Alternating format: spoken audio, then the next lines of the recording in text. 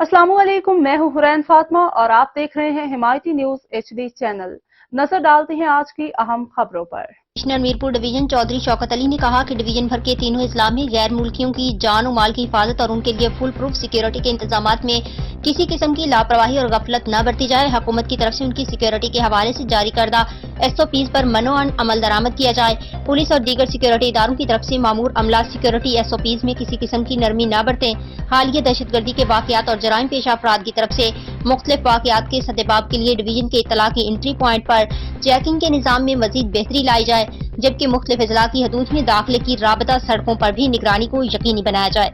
इन ख्यालात का इजहार उन्होंने डिवीजन मीरपुर में मुख्तलिफ कौमी प्रोजेक्ट्स पर काम करने वाले गैर मुल्कियों की रिहाइश और उनकी नकलो हरकत के हवाले से सिक्योरिटी के इंतजामात का जायजा लिया। इजलास में deputy commissioner Mirpur Yasir Riaz, SSP Kamran Ali, SE वापडा मंगला मोहम्मद अली शहजाद, XCN वापडा मोहम्मद इकराम और दीगर सिक्योरिटी इदारों के जिम्मेदारान भी मौजूद थे। इजलास में फैसला किया गया कि गैर मुल्की अफराद की सिक्योरिटी के हवाले से मजीद मौसर इकदाम उठाए जाएं।